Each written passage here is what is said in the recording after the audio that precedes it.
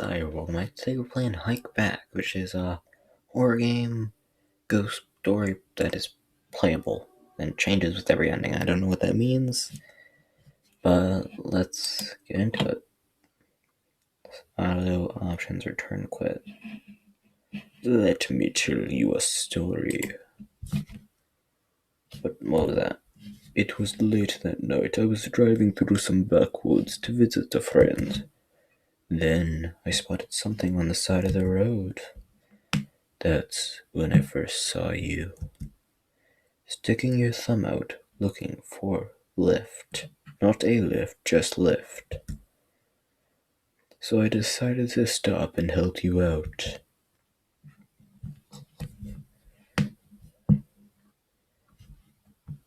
The night was so dark that I could barely see your face, but I managed to catch a glimpse of you through my faded headlights. Your front was smeared with dirt and grime, and your hair stuck out in every direction. You asked me for a ride to the next town over, and I said yes. That was my first mistake. I watched you climb into the back seat. Spooky. We rode together in silence for miles. There was no radio signal out here, so music wasn't much of an option. I could barely hear you breathing. Sorry. Sometimes I forgot you were there at all. Maybe you weren't there. Bum bum bum. I could feel myself starting to nod off. The dust from the headlights swam in lazy streams. And just as I started to drift away... What was that? Something pierced through my stomach. Oh, it was a knife. Your arms were around my waist from behind the seat, your fingers clutching a bloody scalpel. Yeah, so, it's a pretty dark game, as you can see. My throat closed up, my mind went blank. My senses screaming. I lost control of the wheel. My first question is, why did you wait for that long to stab this guy? He could have gotten out of his car at any moment. You probably should just do it the moment you're in the back. Oh, so their car just completely blew up. Okay, don't panic, don't panic. Okay, but you might want to panic. My head was pounding. Needles prickled across my skin, cut with shattered bone and shrapnel. Every breath I took was harder than the last. That was a bit harder. There was no one else in these woods. There was no one around to help. I was going to die here. Next to me, I could see you coughing up blood. Your arms were embedded with broken glass. I asked you why you did it. Wait, so we're the guy that stabbed you? Aw, I'm sorry, man. I didn't mean to. Maybe. There was no point. Get it? Cause the scalpel point? Never mind. After all, now we're both going to die. No one around to find our bodies. You gave me a weary smile as my vision faded to black. You spoke, with a voice like gravel and serrated teeth. You told me that you couldn't help it. You couldn't help it. It was in your nature.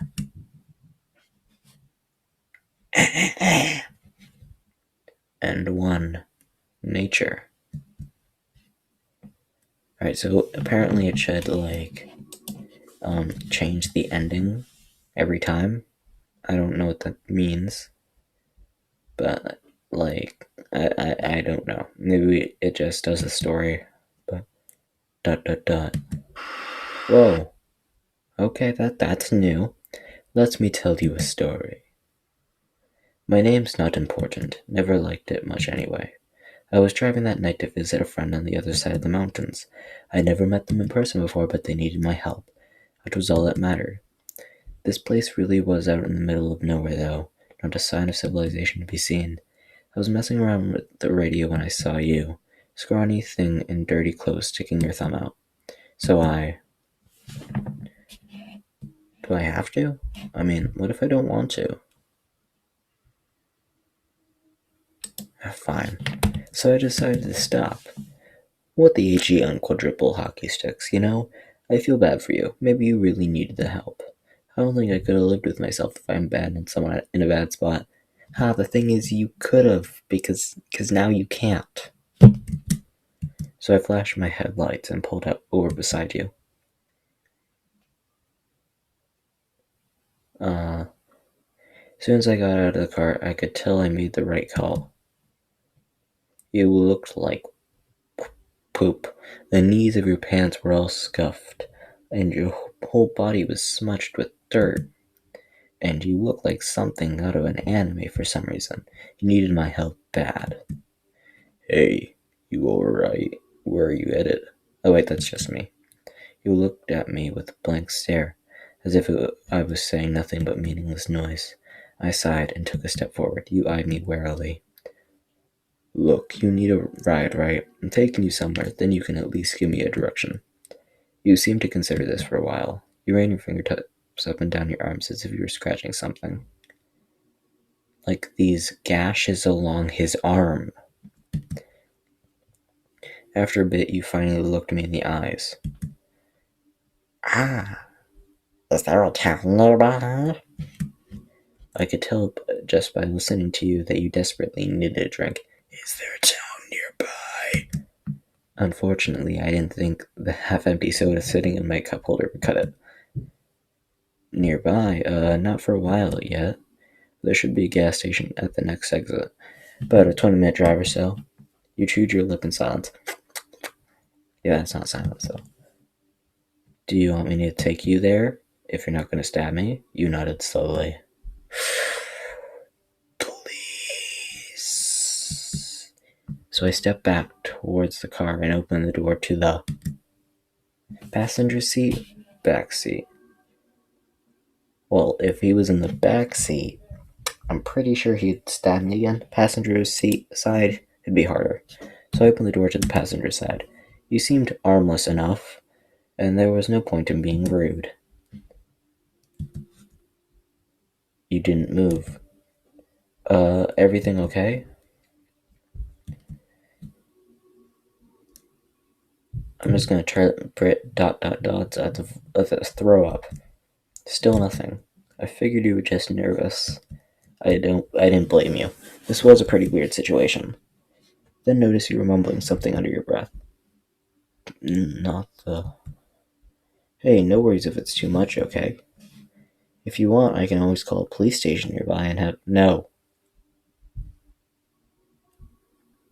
Okay, that was weird. I didn't press space that time, and it just skipped right there. It fizzled so quick I had to take a second to even register it. Me too! You sure? Sorry, my stomach's been acting up. Must have struck a nerve. Without another word, you brushed past me and slid inside.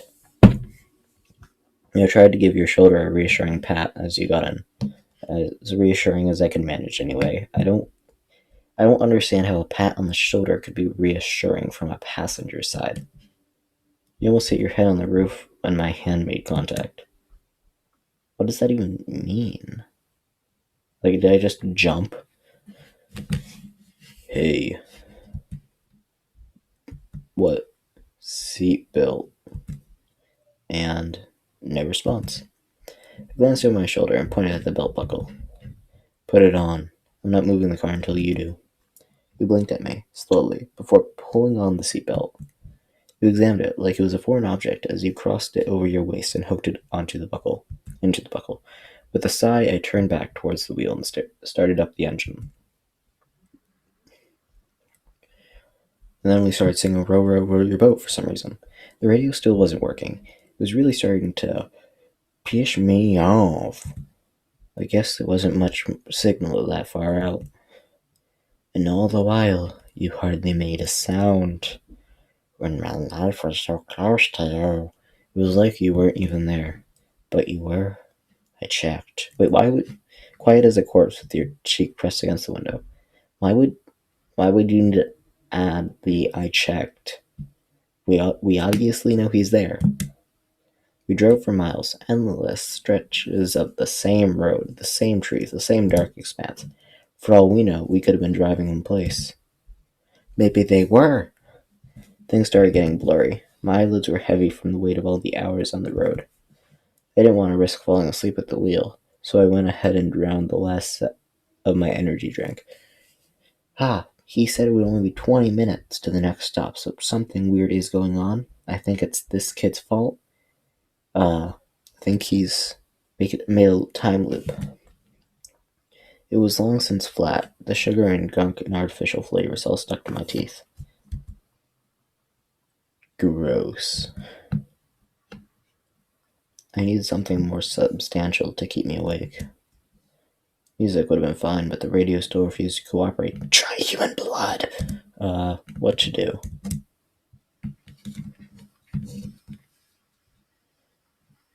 Oh, right.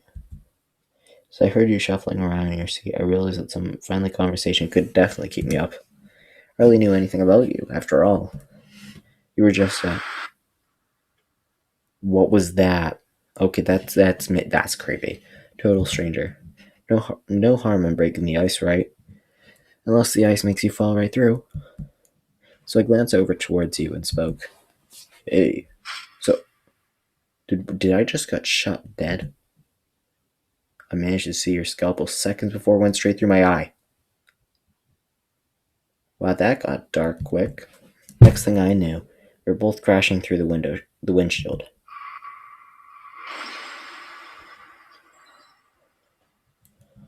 Yeah, that's the end of the show.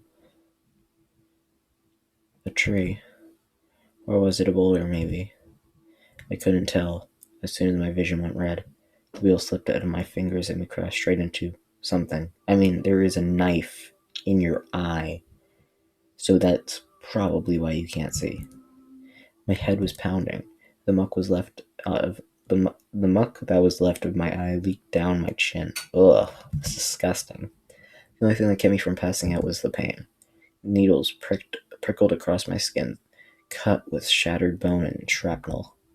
Every breath I took was harder than the last. There was no one else in these woods. There was no one around to help. I was going to die here. Next to me, I heard you yelp in pain.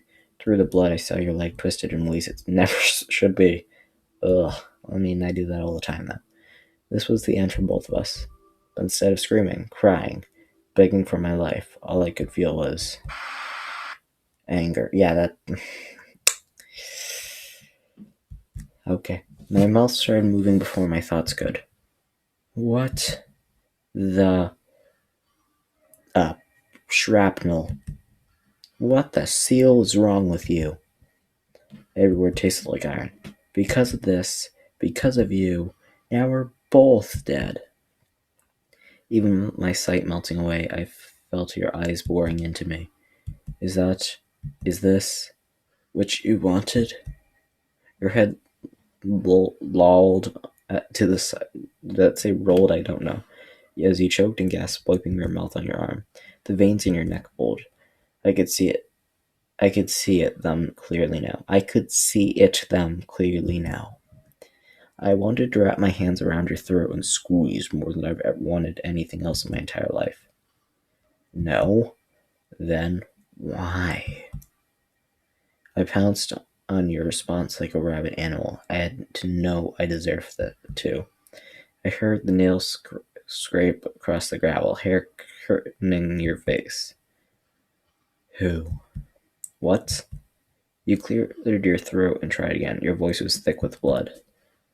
Whose fault is this? Alistair, maybe. Whose fault? Who is to blame for this ending? Fourth wall breaker. Blech. The one to blame is. Oh, there. You. Me. Me. Blech.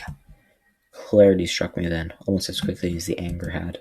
As ridiculous as it sounded, as much as I barely believed it myself. Blech, me. Pardon? He sounded just as surprised as I felt, but the longer I thought about it, the more it made sense. If I hadn't stopped, or at least gave me an option to not pick stop, if I hadn't picked you up or given you a lift, then this wouldn't have happened. Something squeezed down on my chest. I couldn't tell if it was from the impact or something else. How do you figure? Somehow, it felt like you were speaking much clearer all of a sudden, but I didn't dwell on it for long. I should have known better. Don't trust strangers and all that, right? I wanted to laugh, but it hurt too much to even try. That's so sad. So I should have known better? Someone like you? How else could this have ended? All that frustration, all that blind anger and desperation and bitterness that I had felt. All I could feel now was regret. Regret that it had to end this way. I didn't realize how much time had passed until you spoke again. It's not your fault. What? I craned my neck as best as I could to catch a glimpse out of the eye I had left. It looked like movement from where you'd been, like you were standing up or something. That was impossible, right? You couldn't help it. See? Fourth wall breaker. You spoke so softly as if you were trying to comfort me. Something pressed against my hair, something warm. Like someone was petting my head. That's not normal. You sighed. You just couldn't help it. It was in my nature. Because it's in your nature. He knows. He's done this before. He knows. Big brain time. Bitterness. Ending 6. Wow. Okay. Let's try one more and then we're gonna call it quits. Because this video is getting pretty long. Maybe if I... Oh. What? Stop. Let me tell you a story. My name's not important. Never liked it much anyway. I was driving to the night visit from on the other side of the mountains. Never met them in person before, but they needed my help. That was all that mattered. The place really was out in the middle of nowhere, though. Not a sign of civilization to be seen. My windshield had gotten cracked somehow. No clue how that happened. It was no big deal. The car had already seen much better days, and one little crack wouldn't do any more harm, even though I didn't remember having it. I was messing around with the radio when I saw you, scrawny thing in dirty clothes, sticking your thumb out. So I kept driving. Let's go. So I kept right on driving, like HE double hockey sticks. Was I falling for that? A stranger out in the middle of bum seal and French, nowhere asking for a lift. Are you kidding? Call me superstitious, but that sounded like the beginning of a ghost story. As HE on quadruple hockey sticks wasn't planning on dying anytime soon. I still felt your eyes on me as I sped past you all the way down the road. I never saw you again.